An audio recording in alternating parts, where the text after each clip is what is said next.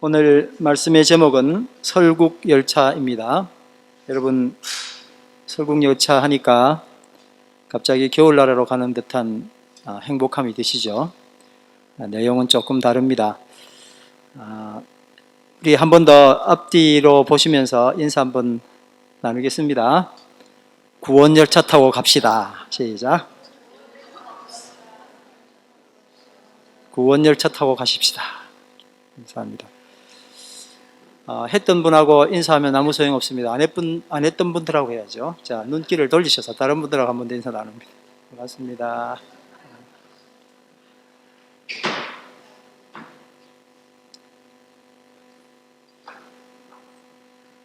여러분,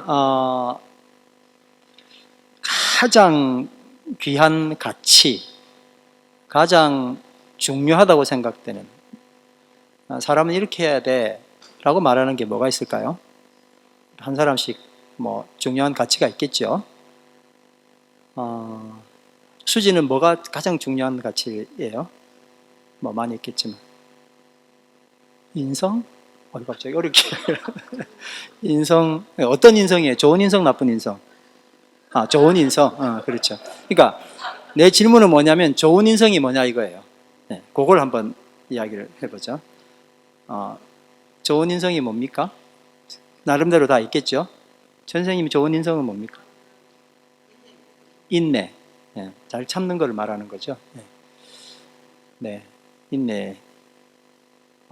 전도사님은 어떤 게 있습니까? 제가 바라본 전도사님 여기 계십니다. 전도사님 어떤 게 있습니까? 인성 중에 최고로 전도사님이 생각하시는 배려. 네, 배려가 중요한 거죠. 자, 이종진 집사님 옆에 계신 임사모님께서 아니라고 고개를 흔드시길래 제가 할 수 없이 옆에 계신 임사모님께 부탁합니다. 사모님 뭐가 있죠? 경청? 네, 수업에서 아주 잘 사용하는 말씀인 것 같습니다. 경청. 뭐 여러 가지가 또 있을 겁니다. 네, 제가 오늘 또 여러분들 다 가지고 계신 생각이 있으시겠죠?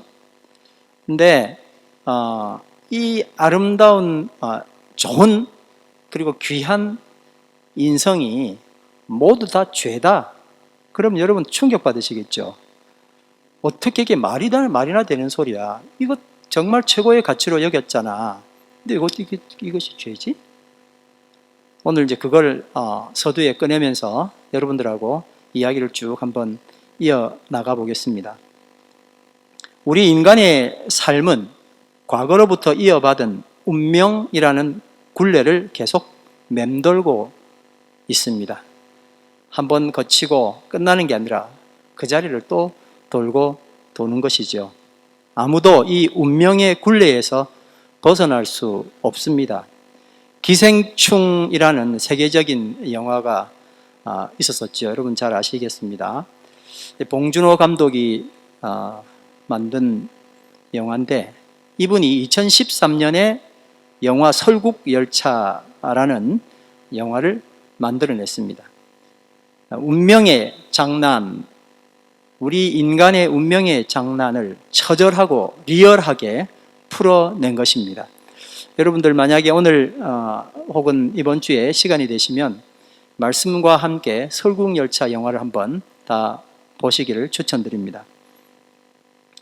과연 인간은 이 운명의 굴레에서 벗어날 수 있을까? 설국열차 이야기를 잠깐 말씀을 드리도록 하겠습니다. 기상이변으로 얼어붙은 지구에 살아남은 사람들을 태운 기차 한 대. 17년 동안 같은 궤도를 계속 끝없이 달리고 있습니다. 지금 설국열차 이야기입니다. 원래 원작에는 이 열차 총 칸이 1001칸이었습니다. 근데 이제 그걸 다 표현하기는 그러니까요. 봉준호 감독은 시나리오상 100칸으로 규정을 한 것 같습니다. 보여줄 때는 한 20 몇 칸밖에 안 되지만 규정은 한 100칸 정도 한 것 같습니다. 춥고 배고픈 사람들이 바글바글 대는 빈민굴 같은 맨 뒤쪽에 있는 꼬리칸, 그와 반대로 선택된 사람들이 술과 마약을 즐기는 호화로운 앞쪽 칸, 이렇게 설국 열차는 열차 대수만큼의 계급으로 나누어져 있습니다. 밖은 추워서 절대 나갈 수 없고 나가는 순간 죽기 때문에 기차의 문은 다, 일단 나가는 문은 다 닫혀져 있습니다. 그리고 오로지 갈 수 있는 유일한 문은 그 다음 칸으로 갈 수밖에 없는, 칸으로만 이어져 있는 거기, 그것이 유일한 나가는 곳 혹은 들어오는 곳이었습니다. 기차가 달리기 시작한 지 17년째 꼬리칸의 젊은 지도자 커티스라고 하는 젊은 지도자가 있습니다. 이름이 뭐라고요? 네, 별로 중요하지 않지만 그래도 여러분 외워야 됩니다. 누구라고요? 커티스. 이름이 안 이어져가지고 거꾸로 하니까 스티커더라고, 스티커. 아무튼 커티스입니다. 그의 정신적인 지주인데 윌리엄도 아니고 길리엄이라고 하는 정신적인 지주가 있습니다. 누구라고요? 길리엄.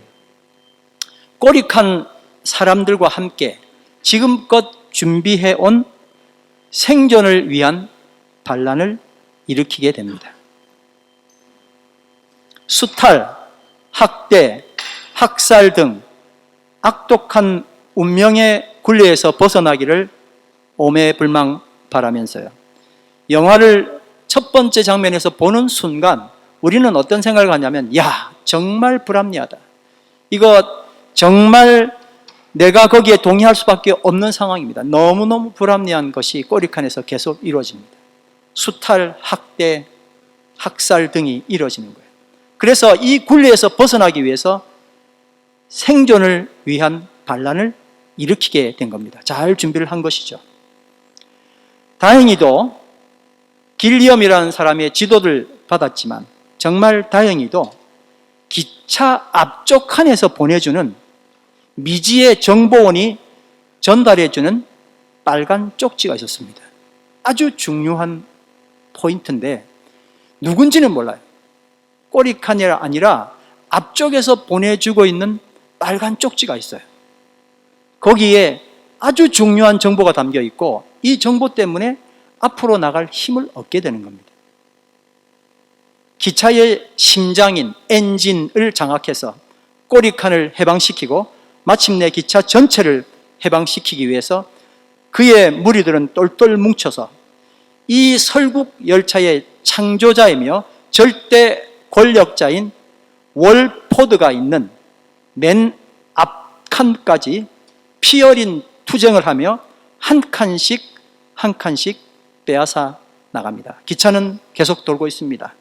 갈 수 있는 유일한 방법은 지금 내 다음 칸으로 나 있는 그 문 하나입니다. 문은 절대 사람의 힘으로 열리지 않는 그런 겁니다. 이미 보안 장치가 너무나 잘 되어 있기 때문에 그래요. 그래서 이걸 어떻게 열 수 있는지를 이 사람들이 연구를 한 거죠. 그런데 이 설국 열차의 보안 시스템 설계자인 남궁 수민과 그의 딸 요나가 등장합니다. 남궁 수민 역할은 송강호가 했습니다. 앞칸으로 가는 문을 여는데 결정적인 기여를 함으로 그들은 큰 힘을 얻게 됩니다. 한 칸 한 칸 나갈 때마다 이 보안 시스템을 무력화시키는 일을 이제 이 남궁 수민이라는 사람이 하는 거예요. 그의 딸과 함께. 그런데 커티스 일행은 오로지 앞칸만 보고 저돌적으로 나가는 데 비해서 남궁 민수와 요나는 앞칸을 점령하는 그들과 함께 가는 동지인 것은 분명한데 그들이 눈길이 향하는 것은 분명히 달랐습니다. 여러분 기생충도 보시면 어떤 방향이 있잖아요. 그죠? 수직의 방향인데 여기는 무조건 앞으로 나가는데 앞으로 나가는 커티스 일행과는 다르게 옆을 바라보는 거예요. 기차 밖을 바라보는 시각 자체가 달라 있었습니다. 이제 그 배경을 가지고 영화 결말을 한번 이야기하겠습니다. 영화의 결말을 본 사람들은 정말 반전에 당황을 하게 됩니다. 첫 번째 반전이 뭐냐? 커티스에게 빨간 쪽지를 전해준 앞에 있는 정보원이 누구였냐 하는 겁니다. 그 사람이 바로 이 기차를 창조했던 월포트라는 사람이었습니다. 꼬리칸의 공적이었던 그 사람이에요. 이 사람을 없애기만 하면 그 사람들의 무리, 그 사람들의 모든 지도원들을 다 지금 최대의 적이 바로 월포트였어요. 근데 이 사람이 그 쪽지를 보내준 거예요. 정보를 보내준 겁니다. 아니라고 우기고 싶었는데 이 사람이 보내준 게 맞는 증거가 보이는 거예요. 왜 보내줬을까요, 여러분?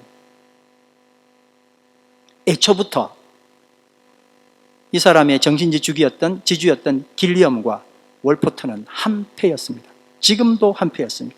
서로 긴밀히 소통하고 있었습니다. 전화 통화를 통해서 상황이 돌아가는 걸 계속 그 두 사람은 맨 앞칸과 맨 꼬리칸에서 서로 긴밀하게 통화하고 있었던 겁니다. 두 노인의 시나리오는 뭐냐? 일정 주기마다 반란을 선동해서 사람들을 죽이는 겁니다. 왜요? 기차 안에는 사람이 더 많아지게 되면 무슨 문제가 일어나죠? 생태계에 큰 혼란이 일어나기 때문에 사람을 일단 죽여야 돼요. 근데 자기들끼리 싸워서 죽이도록, 그래서 생태계를 유지할 수 있도록 만들어 놓은 거예요. 정말 상상하지 못할 최악의 시나리오였던 겁니다.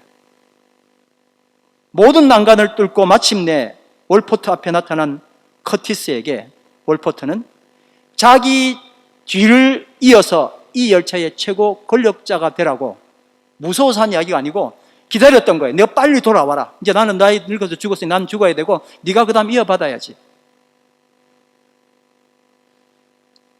두 번째 반전은 남궁 수민과 그의 딸 요나의 목표가 그렇게 열심히 최선을 다해서 앞판으로 달려왔는데 그들의 목표는 앞칸의 엔진이 아니고 설국 열차를 벗어나는 것이었습니다. 설국 열차의 창조자 월포트의 최대 두려움은 무엇이었겠습니까? 커티스가 앞으로 다가오는 투쟁이 아니었었어요. 저 사람이 나를 치러 오는구나라고 그걸 겁내하는 것이 아니라 그의 최고의 두려움은 누군가가 열차 밖으로 나가려는 시도였어요. 남궁 수민과 그의 딸 요나처럼 말입니다. 여러분, 이들은 비난을 받음에도 불구하고 환각제가 있는데 크로놀이라고 하는 환각제를 모으는데 주저함이 없습니다. 저 둘이는 마약쟁이들이야. 이렇게 정말 안 좋은 소리를 들어가며 이 두 사람은 열심히 그것을 모았습니다. 왜냐하면 그들에게 이것은 환각제가 아니라 열차 밖으로 나갈 수 있는 문을 폭파시키는 폭탄 대용이었기 때문입니다. 결국 이들이 모은 대량의 크로놀이 밖으로 나가는 문을 폭파시켰습니다. 이제 여러분 질문합니다. 이 죄악 세상의 최대 지배자인 사탄이 그가 최고로 두려워하는 것은 무엇일까요? 그를 향해 돌진해오는 어떤 사람이 아니라 누군가 자기가 만들어 놓은 열차 밖으로 나가려고 시도하는 것을 가장 두려워하고 무서워하는 거예요. 설국 열차를 보며 우리는 자지러지게 놀랍니다.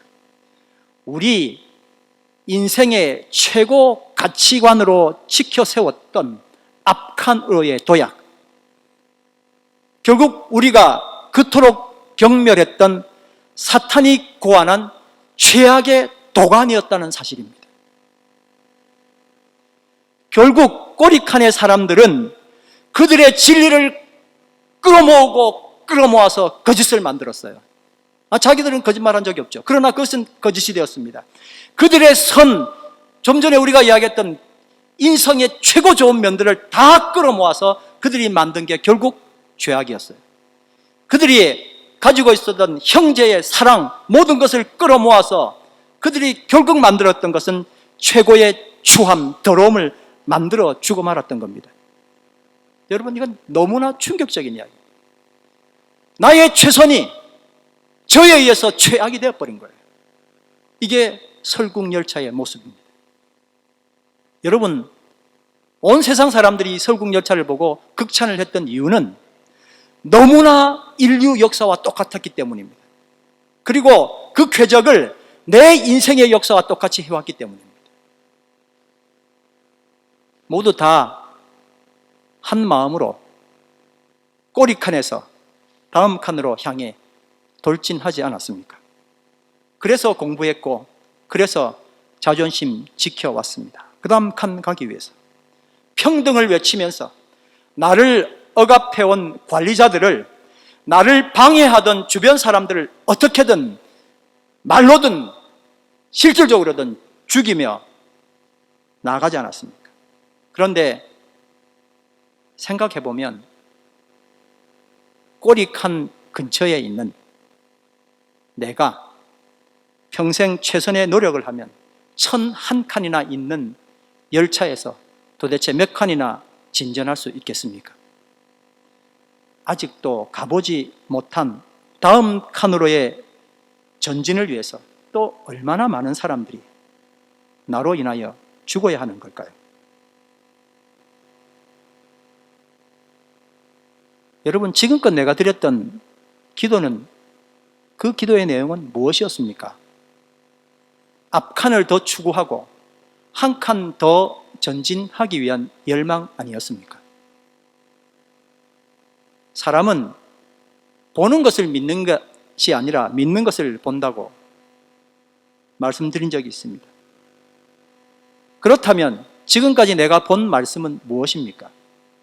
앞칸으로 전진해 나갈 수 있다는 희망과 앞칸을 점령할 수 있다는 정보 아니었습니까? 어쩜 하나님은 이렇게 자상하실까? 그렇게 말하면서 기도하고 감당받으며 사탄이 건네준 빨간 쪽지에 감동하며 살아온 것은 아닙니까? 설국열차 안에 일어나는 사람들의 어떤 선도, 어떤 악도, 결국 그것은 설국열차를 돌리는 궁극적인 악의 도구일 뿐이었습니다. 커티스는 충격을 받았어요.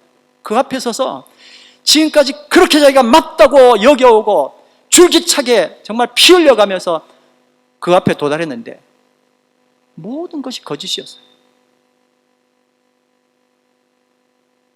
어떤 정당함도, 그리고 그 정당함을 지속적으로 쳐냈던 부당함도, 고귀한 사랑도, 더러운 치정도, 길리엄과 월포트가 짜놓은 시나리오에 놀아나는 악일 뿐이었습니다. 생존을 위한 몸부림도, 운명을 개척하기 위한 고결한 희생도 모두 결국은 악이었습니다. 그러니까 우리의 최대의 희망, 우리에게 최고의 선은 앞칸으로의 도약이 아니라 설국열차를 벗어나는 것이었습니다. 여기 청년들이 있습니다. 70 먹은 청년도 계시고 진짜 20 먹은 청년도 계시고. 자, 청년들 한번 생각해 보겠습니다.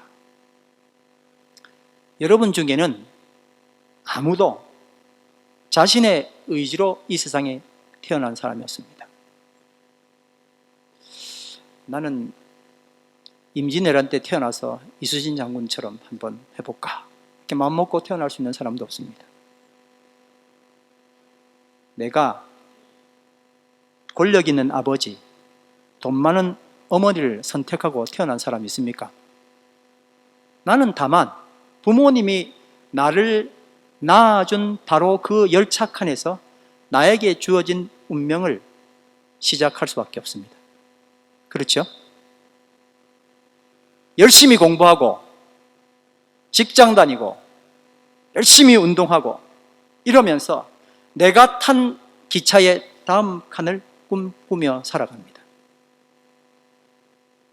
때로는 좌절도 하지만 투쟁 끝에 다음 칸으로 가는데 성공하지요. 그리고 솔직히 내가 전진하는 바람에 얼마나 많은 타인들의 희생이 있었는지 생각하기는 싫습니다. 여러분, 교회 나와서 열심히 기도하고 말씀 보면서 무슨 꿈을 키웠습니까? 다음 칸으로 향하는 열망을 키워오지 않았습니까? 출발지는 조금씩 다르겠지만 앞 칸으로 돌진하려는 열망은 모두 하나입니다. 간혹 목사님이 예배 잘 드리고 교회 봉사 잘 하라고 충고해 주십니다. 그 덕에 새로운 힘을 얻기도 하고. 그런데 이렇게 하는 이유는 오늘 본문의 청년처럼 앞칸으로 전진하기 위해서 힘을 비축하려는 목적이 있어서였습니다. 근데 여러분, 과연 목사님이 여러분들에게 예배 잘 드리고 교회 봉사 잘하고 열심히 잘 살아라 라고 충고하는 것이 커티스 일행처럼 오로지 앞칸만을 바라보고 저돌적으로 나가는데 힘내라고 하는 의미였을까요? 결코 아닙니다. 목사라면 그렇게 이야기할 수 없죠. 남궁 민수와 요나의 눈길이 향한 곳으로, 그것이 바로 창밖이었던 것처럼 여러분도 이제는 창밖을 보라는 이야기입니다. 여러분에게 있어서 최대의 희망은, 여러분에게 있어서 최대의 선은 앞칸으로의 도약이 아니라 설국 열차를 벗어나는 것입니다. 사탄이 만들어 놓은 이 세상 시스템에서 벗어나는 것입니다. 그게 뭡니까? 그것이 바로 예수 그리스도의 구원인 것입니다. 패러다임 시프트이며 패러다임 리프트입니다. 내 안에 건설된 하나님 나라에 거하는 것, 이게 우리의 희망이고 꿈이어야 합니다. 지난주일 말씀에서 우리는 숙명을 개척하든지 숙명에 순응하든지 이 모든 것이 다 죄라고 말씀드렸을 때 어떻게 숙명이 죄냐며 의아해 하시는 분들이 분명 있었을 겁니다. 숙명은 숭고한 것이지 어떻게 죄냐 항변했을 겁니다. 그런데 오늘 여러분 설국 열차의 예를 통해서 숙명에 순응하든 숙명을 개척하든 숙명에 처해 있는 그 자체가 이미 뭐예요? 죄라는 겁니다. 그걸 알아야 되는 거예요. 그럼 어떻게 해야 됩니까, 여러분? 어떻게 운명이라는 설국 열차에서 벗어날 수 있습니까? 유일한 방법은 문을 부수고 나가는 게 아니라 그럴 수가 없잖아요. 예수 그리스도의 구원밖에 없다는 겁니다. 그럼 예수님은 우리를 구원하셨다는데 그 의미가 무엇입니까? 그것은 내가 내 자신을 책임진다는 숭고한 숙명, 앞칸으로 향하여 저돌적으로 전진해 나가야만 했던 숙명으로부터의 구원입니다. 바로 이 숙명이란 허울 아래 자영되었던 자기의, 자기애에서 근본적으로 해결될 수 있도록 해주신 겁니다. 우리가 예수님을 믿는다는 의미는 뭐라 그랬죠? 따라합니다. 예수께서 내 숙명을 해결하셨다. 이걸 믿는 거예요. 그런데 예수를 믿는 사람들이 이해 못 미치는 경우가 너무나 많습니다. 예수께서 내 숙명, 내 운명을 해결해 주셨는데 그건 믿지 못하고 당면한 숙명, 즉 앞칸으로 돌진하기 위하여 힘과 능력을 달라고 간구하는 것은 너무나 어리석은 일입니다. 여러분, 만일 누구보다도 정의와 최고선과 미, 아름다움을 진선미를 추구하며 살아가는 내가, 그걸 목숨보다 귀히 여기고 그것만을, 어떤 유혹이 와도 그것만을 지켜나가기를 원했던 내가 사실은 태어나면서부터 야쿠자 조직에 소속되어 있다는 것을 이제서야 알았다면 나는 어떻게 해야 될까요?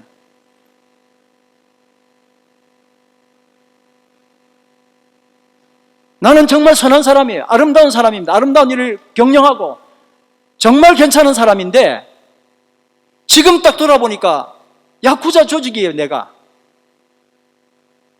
그 많은 사람들에게 베풀었던 선과 아름다움은 도대체 뭐예요? 그걸 깨달은 순간 나는 뭘 해야 됩니까? 나의 진선미가 결국은 사회 최악의 그룹인 조폭을 튼튼하게 만들고 세우고 성장시키는 데 일조한 것은 분명하지만 나의 진선미는 사악한 결과를 만들어낸 겁니다. 나는 어떻게 해야 합니까? 이제 오늘 본문 말씀입니다. 오늘 본문 말씀은 부모 잘 만나서 열차 앞칸 그 자리에 자리를 잡은 엄친아 부자 법관 청년 이야기입니다. 엄친아가 뭔지 아십니까? 네, 엄마 친구 아들 엄청나게 잘 나가는, 지는 한 것 별로 없는데 엄마 잘 만나서 이게 엄친아이지요. 대부분의 청년들이 가보지 못한 앞칸입니다. 근데 바로 그가 예수님을 찾아온 거예요. 그리고 수준 높은 신앙 상담을 합니다. 그는 엄친아인데 교회 오빠였습니다. 정말 딱 그런 사람 만나고 싶죠. 엄친아인데 교회 오빠 만나면 최고 아닙니까? 마태복음 19장 16절 말씀 다 같이 읽습니다. 시작. 어떤 사람이 주께 와서 이르되 선생님이여 내가 무슨 선한 일을 하여야 영생을 얻으리이까? 성경 말씀 그냥 지나갈 게 하나도 없고요. 한 구절이 보화와 금광 같습니다. 그냥 지나갈 이야기가 아무것도 없어요. 우리가 마태, 마가, 누가복음을 다 종합해서 이 말씀을 보니까 이 사람이 청년이었다, 그리고 법관이었다, 혹은 관리였다라는 이야기가 됐기 때문에 이 사람을 그렇게 우리는 엄친아라고 이야기했습니다. 여러분, 이 청년의 질문이 잘못됐는지는 우리는 다 알고 있습니다. 일단 선한 일이 따로 있지 않다는 것을 우리는 설국열차를 통해서 다시 한번 느꼈습니다. 선한 일이 따로 없습니다. 내가 그렇게 선하다고 했던 것이 결국 내가 어디에 있느냐에 의해서 악이 될 수 있는 거예요. 어떤 사람이 주께 와서 선생님, 내가 무슨 선한 일을 하여야 영생을 얻으리까? 하고 했던 질문은 많은 모순을 담고 있습니다. 선한 일이 따로 있는 것이 아니고 또 영생은 무슨 선한 일을 해야 얻는 것이 아니라는 것을 우리는 말씀을 통해서 이미 알고 있습니다. 다만 주신 은혜로 예수를 믿어야만 얻게 되는 것이 영생입니다. 요한복음 3장 15절 말씀 다 같이 읽습니다. 시작. 이는 그를 믿는 자마다 영생을 얻게 하려 하십니다. 요한복음 3장 36절 말씀 시작. 아들을 믿는 자에게는 영생이 있고 아들에게 순종하지 아니하는 자는 영생을 보지 못한다. 근데 여러분, 이 청년의 질문은 대다수 크리스찬들이 가진 불편한 진실을 대변하는 겁니다. 과연 진선미로 다음 칸으로 진출할 수 있냐 하고 물어보는 겁니다. 진선미는 고사하고, 진선미 반대말이 뭐죠? 진은 위, 거짓, 선은 악, 미는 추.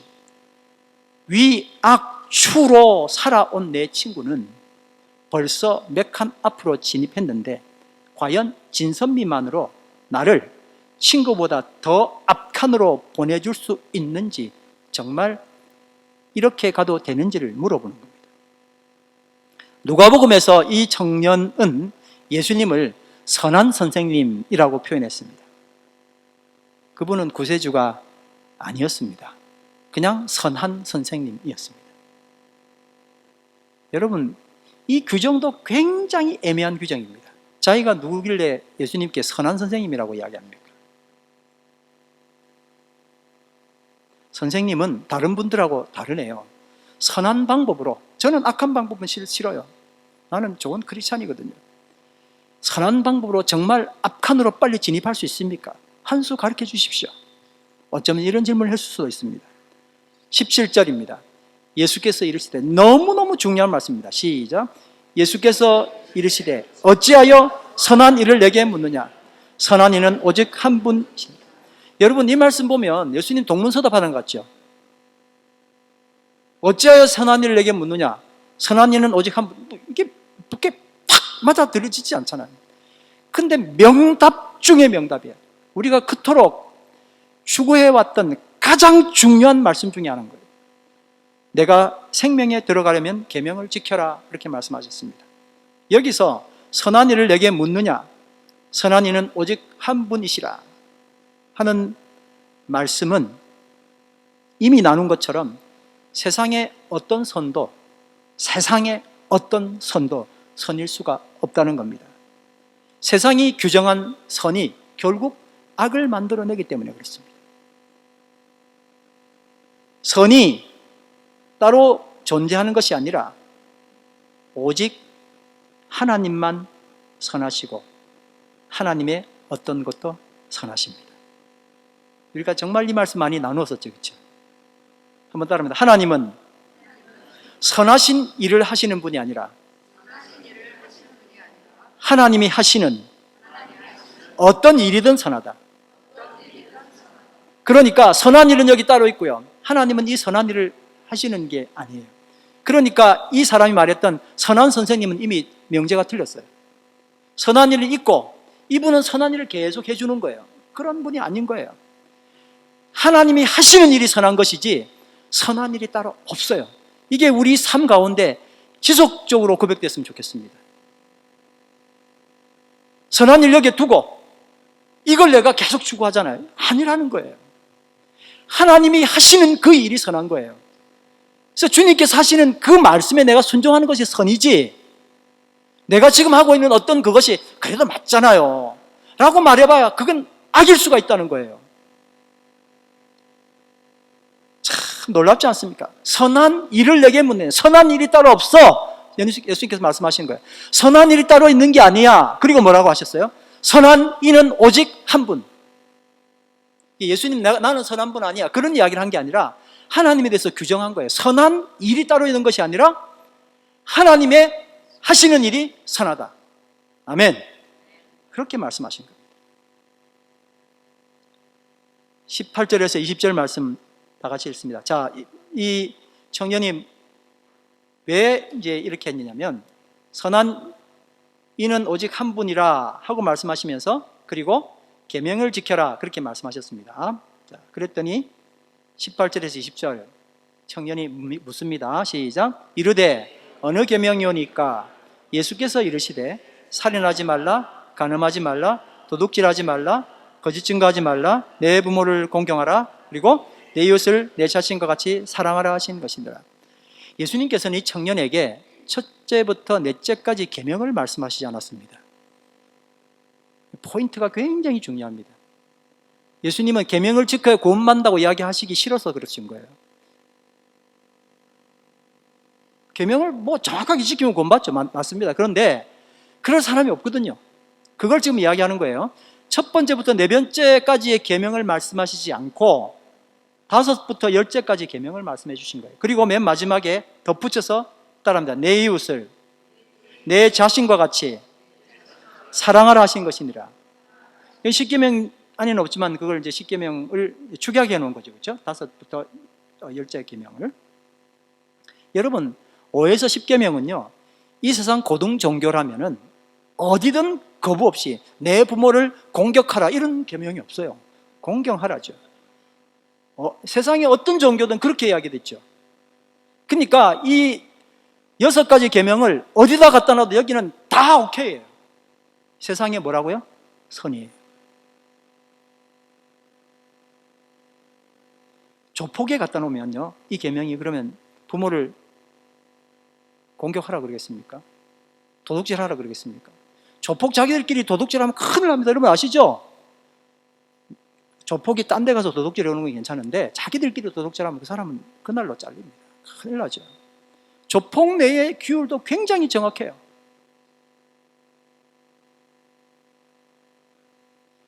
네가 말하는, 그렇게 잘 지킨다고 말하는 그 선 6가지가 과연 선한 거냐?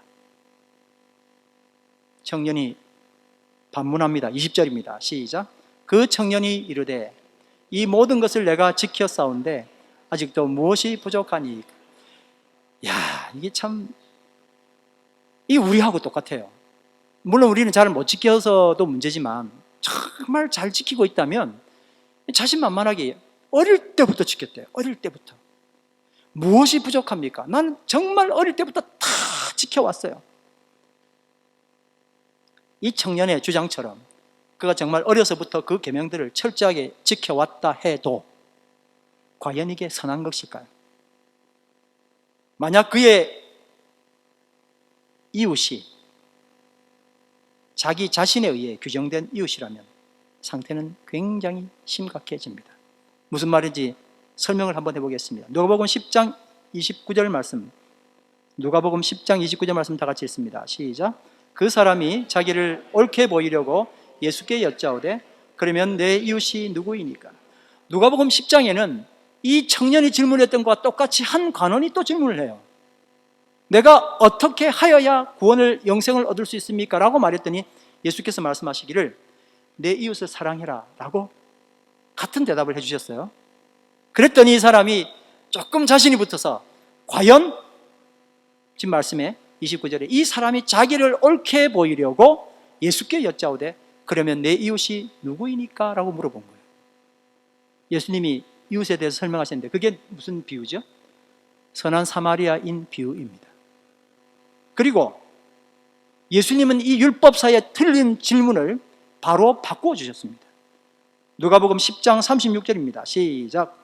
내 생각에는 이 세 사람 중에 누가 강도 만난 자의 이웃이 되겠느냐?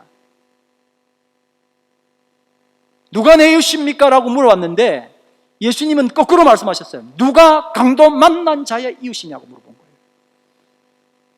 내가 규정한 이웃 아니라 어떤 이웃이에요? 그 피해를 입은 사람이 규정한 이웃이에요. 완전히 다릅니다.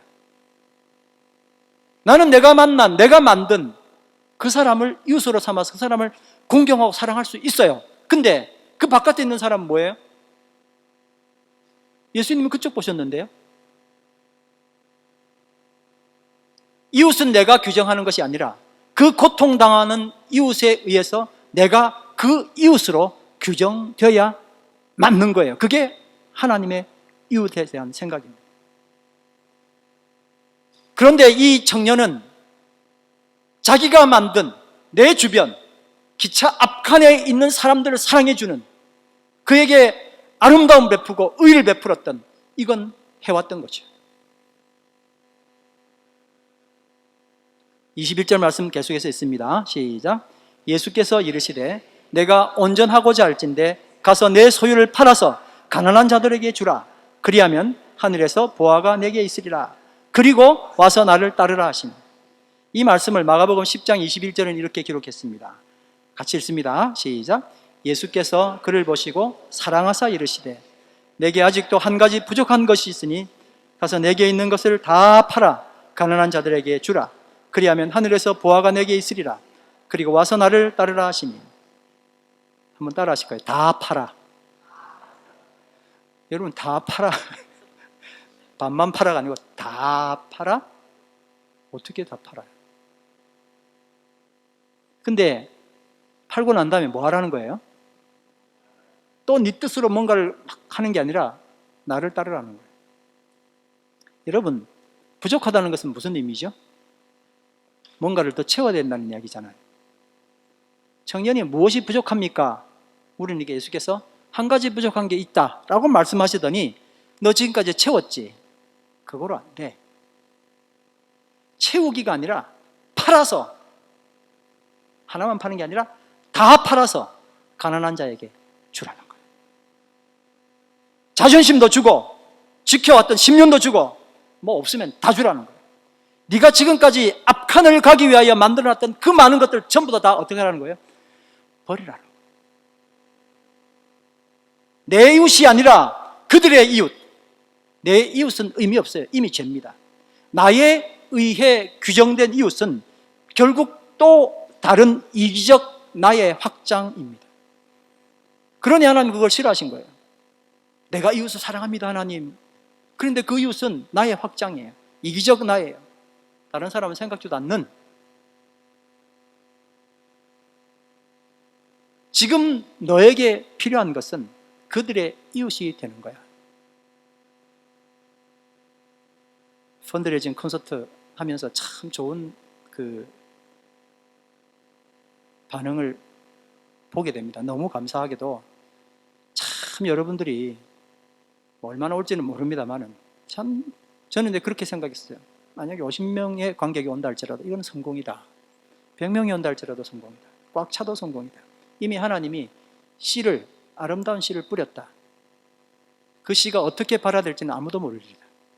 하나님이 생명의 씨를 뿌렸으면 되는 일이다. 저는 그런 마음이 얼마 전에 왔었습니다. 너무 이제 관객이 적을 것 같기도 하고, 우리는 이제 이 교회에 그 키위들이 많이 인볼브를 해서 뭐 티켓도 팔고 이렇게 할 줄 알았는데 별로 뭐 반응은 없어요. 근데 원래 키위들이 그렇잖아요. 아주 천천히 가잖아요. 그죠?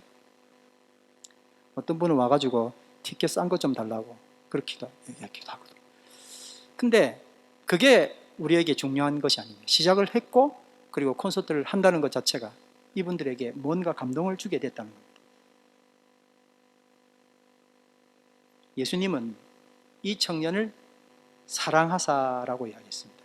그 마음이 저한테 있습니다. 청년 여러분들에게 정말 안타까워. 그건 아닌데 너 지금 가려는 게 기차 앞칸이잖아. 그거 말고 기차 앞칸이 아니라 창문을 좀 봐.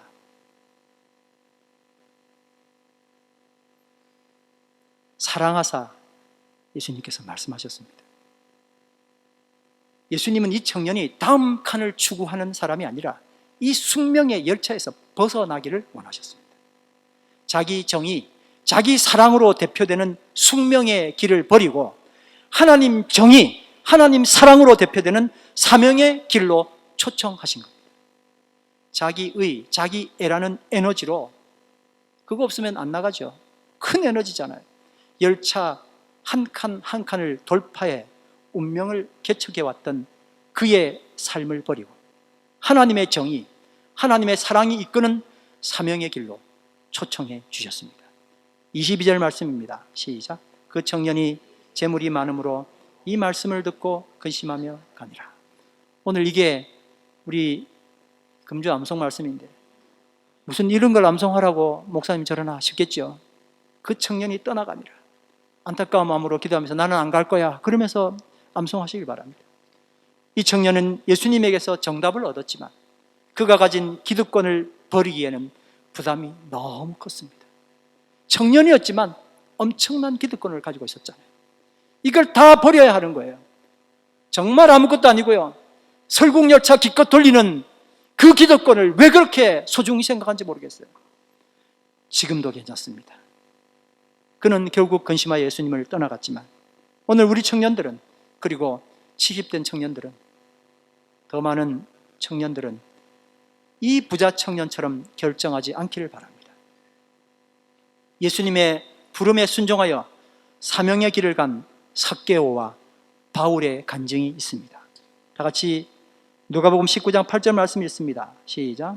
삭개오가 서서 주께 여짜오되 주여 보시옵소서, 내 소유의 절반을 가난한 자들에게 주겠사오며 만일 누구의 것을 속여 빼앗은 일이 있으면 내 갑절을 갚겠나이다. 빌립보서 3장 7절 9절 천천히 한번 사도 바울의 간증을 들어보겠습니다. 천천히 읽습니다. 시작. 그러나 무엇이든지 내게 유익하던 것을 내가 그리스도를 위하여 다 해로 여길 뿐더러, 아멘. 또한 모든 것을 해로 여김은 내 주 그리스도 예수를 아는 지식이 가장 고상하기 때문이라. 아멘. 내가 그를 위하여 모든 것을 잃어버리고 배설물로 여김은 그리스도를 얻고 그 안에서 발견되려 함이니 내가 가진 의는 율법에서 난 것이 아니요 오직 그리스도를 믿음으로 말미암는 것이니 곧 믿음으로 하나님으로부터 난 의라. 아멘. 자, 오늘 암송 말씀 다 같이 읽습니다. 시작. 그 청년이 재물이 많음으로 이 말씀을 듣고 근심하여 가니라. 여러분, 금주 동안 이렇게 묵상하시기 바랍니다. 지금까지 나의 기도는 앞칸을 가기 위한 것이었나? 그게 아니라면 무슨 기도를 드렸나? 두 번째 질문입니다. 왜 고통당하는 이웃에 의해 내가 그의 이웃으로 규정되어야 하는가? 세 번째입니다. 열차 밖에 문을 열기 위해 감수해야 하는 고통과 위험은 무엇인가? 이제 다 같이 일어나셔서 찬양드립니다. 이제 내가 살아도 주 위에 살고.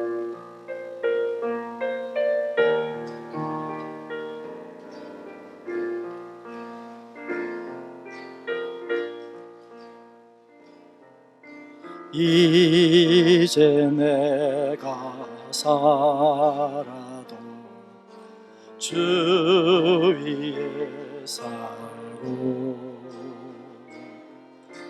이제 내가 죽어도 주 위에 주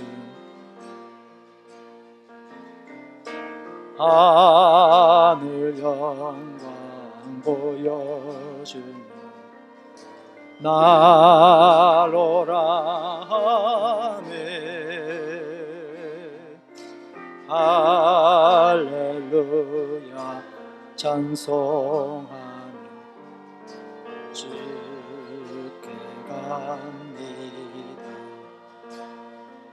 그러므로 나는 사나 죽으나 주님의 것이요 사나 죽으나 사나 죽으나 날 위해 피 흘리신 내 주님의 것이요 그러므로 나는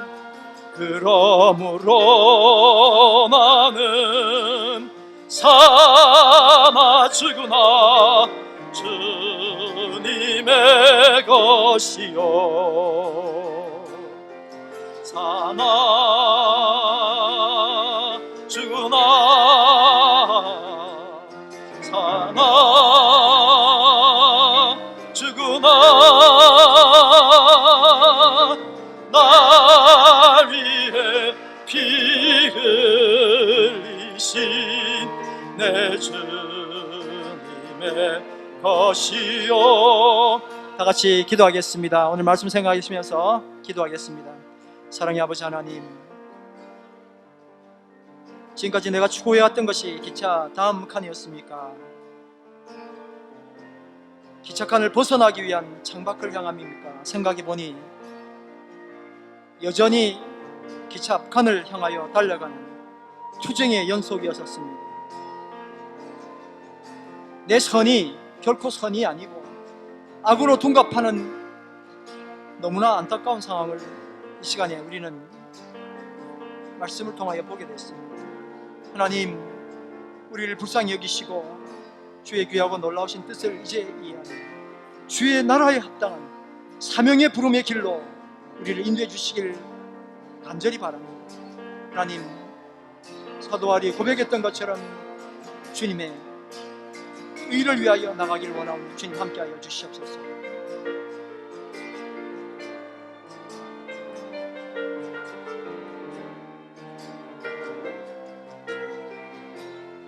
사나 죽으나 사나 죽으나 사나 죽으나 날 위해 피 흘리신 내 주님의 것이 그러므로 나는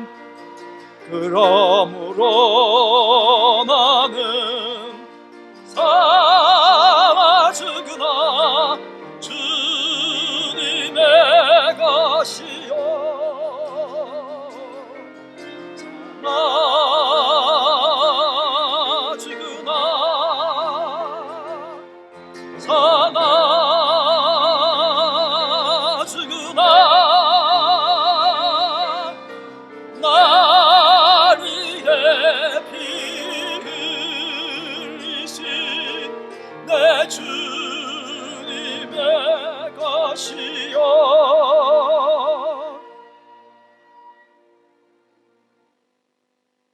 나에게 주어진 삶의 책임, 운명, 내가 책임지는 것, 이것이 너무나 당연하고 너무나 숭고해서 정말 한 번도 죄라고 생각해 본 적이 없었습니다. 내가 최고의 가치로 여겨왔던 아름다운 인성들이 단 한 번도 죄라고 생각해 본 적이 없었습니다. 그런데 비극적이게도 우리는 하나님 안에 있지 아니하므로 나의 그 아름다운 모습마저도 죄가 될 수밖에 없게 됨을 오늘 깨닫습니다. 운명이라는 틀로 보면 더럽고 힘없고 고통스러운 것에서 피하는 것이 내게 가장 좋은 것이고, 좋은 것, 기쁜 것 취하려고 하는 것은 내게 너무나 당연한 의이고, 그것이 최고의 아름다움이었습니다. 그러나 이 모든 것이 죄를 먹고 죄를 배출하는 운명의 악순환이었습니다. 예수님께서 바로 이 운명의 틀에서 우리를 전적으로 들어 올리시고 사명의 삶을 살도록 인도해 주셨습니다. 죄를 먹고 죄를 배출하는 운명의 악순환에서 생명을 먹고 생명을 생산하는 사명의 삶으로 패러다임 시프트, 패러다임 리프트를 해 주신 것입니다. 기도드리겠습니다. 하나님, 우리를 불쌍히 여겨 주시옵소서. 주 예수님, 제가 당신의 손에 들려지기를 소망합니다. 가장 저답게 사는 것이 당신의 뜻인데 저는 그저 운명 극복하기 위해서만 하나님을 믿었고 가끔은 그런 극복하는 꿈도 꾸기도 했습니다. 이제는 운명이 이끄는 삶이 아니라 사명이 이끄는 삶을 살아가도록 저희를 인도해 주시기를 간절히 바랍니다. 운명을 뛰어넘어 사명의 길을 기쁨으로 가게 하시고 설국 열차의 앞칸이 아니라 창밖을 보게 하여 주시옵소서. 진정한 나를 발견하고 사명의 길을 가도록 저를 만나 주시고 운명의 눈길 주지 않고 사명의 길을 가게 하여 주시옵소서. 예수님